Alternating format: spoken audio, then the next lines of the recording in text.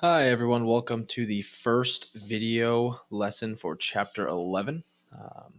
In this chapter, we're going to be talking about three new types of procedures. Now, I know we've learned quite a few up to this point, but hopefully we're starting to feel pretty good about these procedures. They always kind of run the same with the state plan do conclude that we've been talking about so much.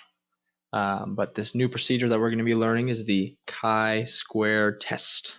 There's actually going to be three types of these. And today we're going to be learning about the first type that they have. The first type. And that's going to be the chi-squared goodness of fit. Very often just shortened to the chi-squared GOF, goodness of fit. Okay. So for this first lesson, we're going to be talking about some M&Ms to help us sort of navigate this topic. So we have the company claim that M&M's distribution follows this exactly right here. So we're saying that the company's claiming that 13% of all M&Ms are brown, 14 are yellow, 20% are orange, 16 are green, 24 are blue, 13 are red. And we're just asking this question here. Do we think this is true or not? So if we were doing this in class, we would have passed out some M&Ms, done some random samples. Unfortunately, we are not doing this in class, but I have some old data from previous classes. And in this previous class, you can see when we actually sampled these M&Ms ourselves, we got these observed values right here. And we actually had the class pulled 42 brown, 47 yellow, 88 orange, 74 green, and 54 blue, with 43 red being the remaining, for a total of 348 M&Ms.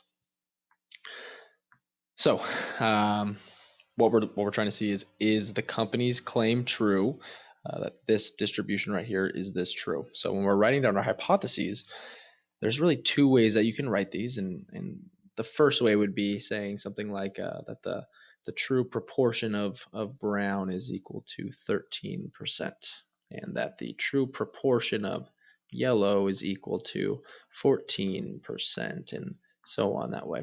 And now that's one way that you can write it.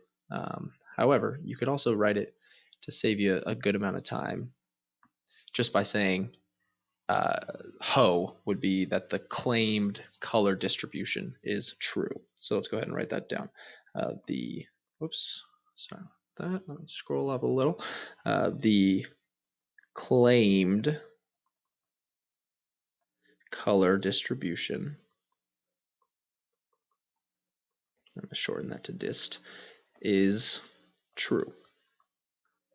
And so if our null hypothesis, our HO, is that the claimed color distribution is true, what we are going to be testing is the claimed color distribution not true? So the alternative is the claimed color distribution is not true. Okay, so we have our observed values right here. We have our hypotheses, and now let's try to figure out what our expected values should be.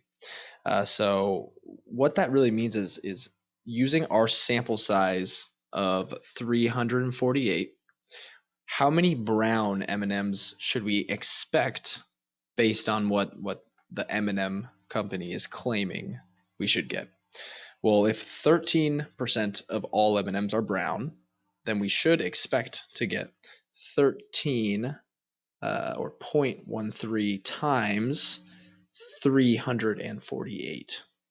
So we're expecting to get about 45.24 45.24 brown M&Ms. Now that doesn't necessarily make full sense, because you should really have full M&Ms. I mean, assuming that there's no broken M&Ms in there, we're going to assume that just the perfect M&Ms only. But this is what we are expecting to get. based on the company's claimed distribution. So for yellow, we are expecting 14% of 348, which would give us, let me type this into my calculator, 48.7. And I'm just going to round a little bit there. For orange, we would expect 20% of 348, so we would expect about 69.6 orange. We would expect about 55.7 green, 83.5 blue, and 45.2 red. And now this is just based on what the company is claiming. Now what we would do to actually figure out, well, what is our chi-square test statistic? So trying to actually calculate this test statistic here would be to really just fill out this table. And I'll show you the actual formula later on. But for now, this would be kind of the step-by-step way of figuring this out. So what I want you to do now is to pause the video here and to try to fill out this entire table, okay? And once you've filled out this table, go ahead and come back to the video and we will talk about what it is that you need to do. Okay, so hopefully you have similar numbers to what I have in here. I did round all of my expected just to 1 decimal place, just to kind of make it so I could fit everything in these boxes. You'd really want to go maybe 2 decimal places just for more accuracy. So if your test statistic is a little bit different than my 21 right here, that's okay, just so long as you're kind of nearing that number there. So the way that this test statistic is calculated is you have each observed value minus the expected value. You end up right here getting the observed minus the expected. You then square that value, and then in the end, you divide it by what you expected.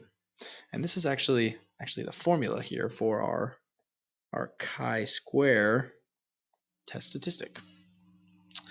So I'm going to zoom in just a touch here just so I can make it look a little nicer. So the formula for the chi-square test statistic is equal to the sum of all observed minus expected, and I'm just going to shorthand this to observed, OBS, minus expected squared over what you expect for that category. So if we look back up to here, we observed 42 brown.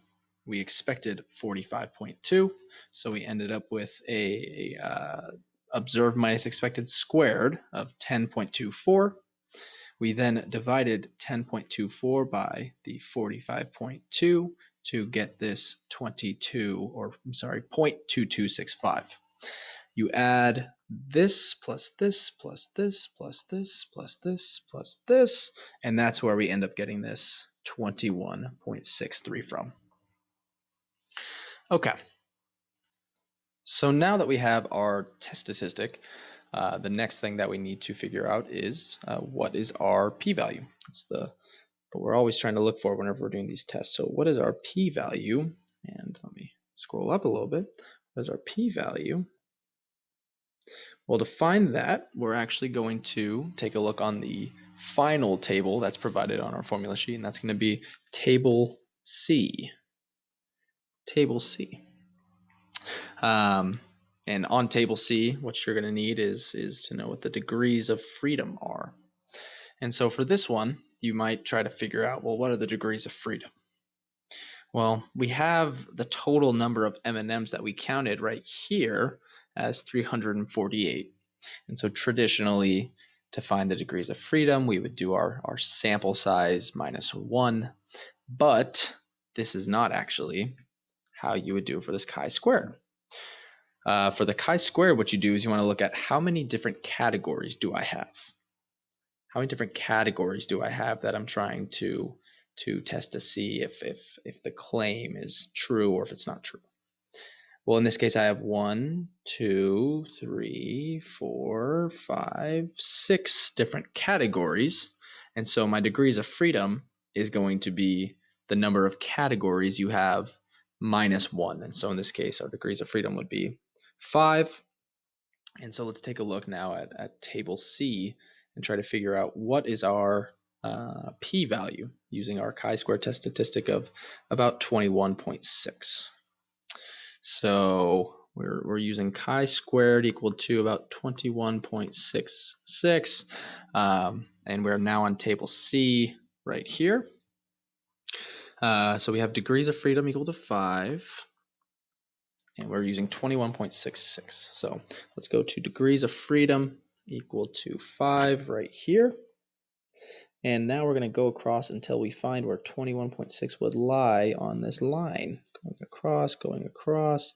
And so you're going to say, okay, it's bigger than this number, but it is less than this number. So I know it's going to lie somewhere here.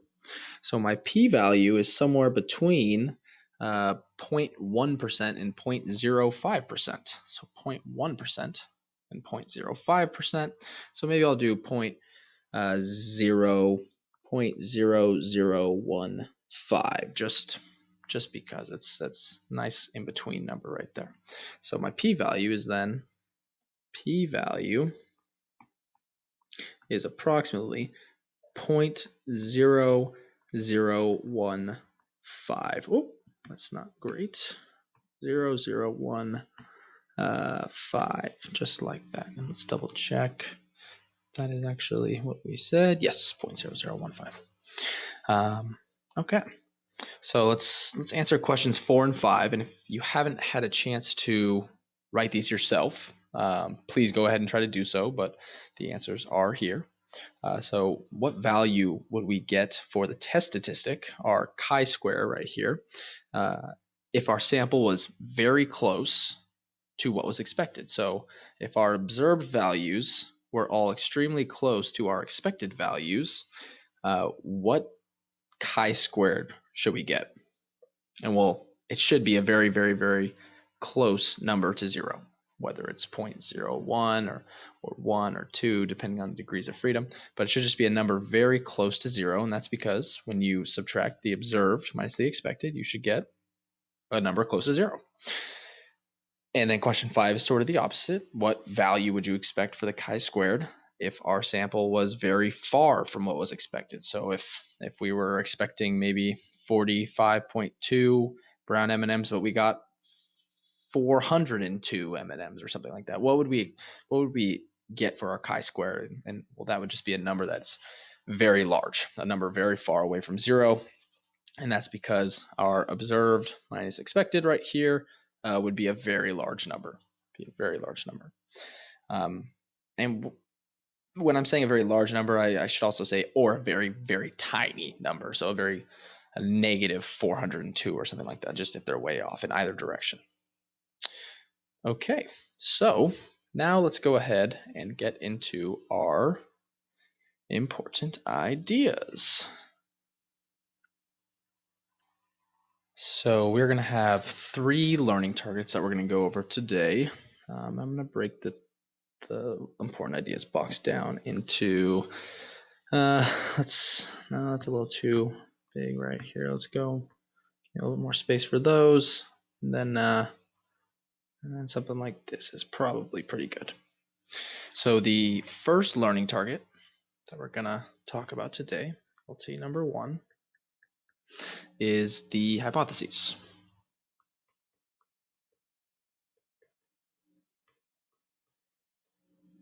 The hypotheses. So our ho and our ha will always be very similar for these chi-squared goodness of fit tests right here. These chi-squared goodness of fit tests. So our ho will be the claimed distribution is true. Sorry, my stylus isn't quite grabbing right there. Is true. Obviously plus context of whatever's going on to get the full points. And our ha will be that the claimed distribution is not true. Is not true. So, a couple of the things that we might need for this would be, how do you calculate that expected value? Expected value for each category. And that's just going to be, well, what is the category's probability of occurring, or what proportion of the population should that category be, times the sample size. And so I'll mark these down a little bit. So this PI would be the probability for each category. For each category. And this N would be the sample size. And so let's take a look at the top just to kind of get some context behind that. So the probability of having a brown M&M in the population is 13%. And the sample size from all of our observed values right here, the sample size when you add all these up is 348. So we expect about 45.2 brown M&Ms. So the expected value you calculate yourself, whereas the observed value would be given. The observed would be given. You know, it's what you saw in the sample. In the sample. Okay. The second learning target, LT number 2. The second learning target is, well, the actual chi-square test statistic.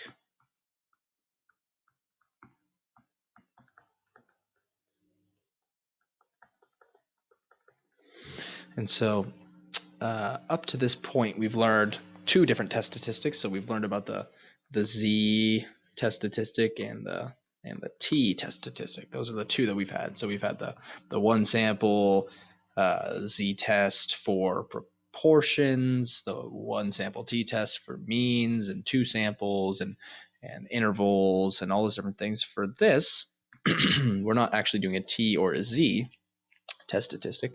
We're finding, a chi-square test statistic, a chi-square. And the formula for this is the sum of all observed minus expected values for each category squared over the expected value. So you're going to do this for each category. So we had 6 categories from what we just did right now above. And so the observed minus expected squared would be 0.2265 plus 0.59 plus 4.86 plus 6.01 plus 10.4 plus 0.07 or 107. And that ends up giving you your test statistic of 21.663. And so we have our chi-square test statistic. And just like a lot of the things that we learned, this is found on the formula sheet. So I'll scroll up to the first page and we'll look down, and this is really one of the last things that we have left on this formula sheet. And this is the chi-square test statistic found right here below the standardized. It's no longer this would be for T or Z. The confidence interval again would be for T or Z. We don't actually do any confidence intervals for chi-squared in this class. And what's nice about the chi-square test statistic is regardless of what type of chi-square test you're doing, whether it is this goodness of fit test that we're learning today or any of the other types of chi-square tests that we'll be learning in the next couple of lessons, you always use the same test statistic. So once you've identified what type of test you're running, in the end, it doesn't necessarily matter because you'll be finding the same test statistic. Okay. And the last learning target number 3, is finding the degrees of freedom. And the p-value, so you can make your conclusion. So the degrees of freedom, the df, is equal to the number of categories you have. Oops, number of categories, it's an R, not a V, minus 1. And your p-value will go to table C, the final table. We've done it. We've made it through all the tables, A, B, and C. Okay, so now that you have all these important ideas here and you've seen a little taste of what these chi-squared tests could look like, I want you to go ahead and take a look at this, check your understanding. So pause the video now, and I want you to try and answer all of these questions here for this check your understanding.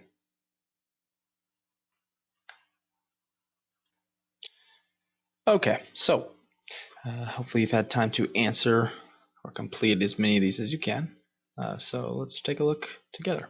Carrie made a 6-sided die in her ceramics class and rolled it 90 times to test if each side was equally likely to show up.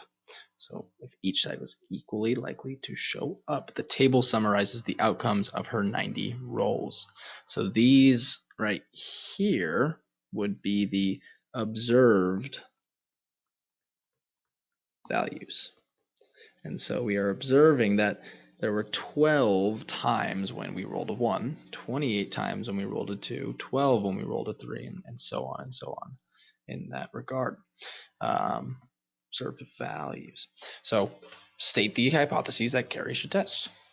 Her HO would be that the claim distribution of 1/6 probability for each roll is true, or that each outcome is equally likely to show up, as she stated up there above. Whereas the ha is that the claimed distribution is not true. And that's also like saying that the dice isn't fair, which is what I'm going to use in my conclusion to kind of shorten it up or make it have some context. So let's calculate the expected count for each of the possible outcomes. And remember that expected count is the probability of each category times the sample size total. And if the claim distribution is that each is equally likely to occur, well, then that's saying that each has a 1/6 probability, and so that's where that 1/6 comes from. And so 1/6 times the 90 total gives you 15. And so what we're saying is that the expected value for each should be 15. We can now calculate the chi-square test statistic by finding the observed value minus the expected, squaring that, dividing that by the expected value. And so we observed 12 for the outcome of 1.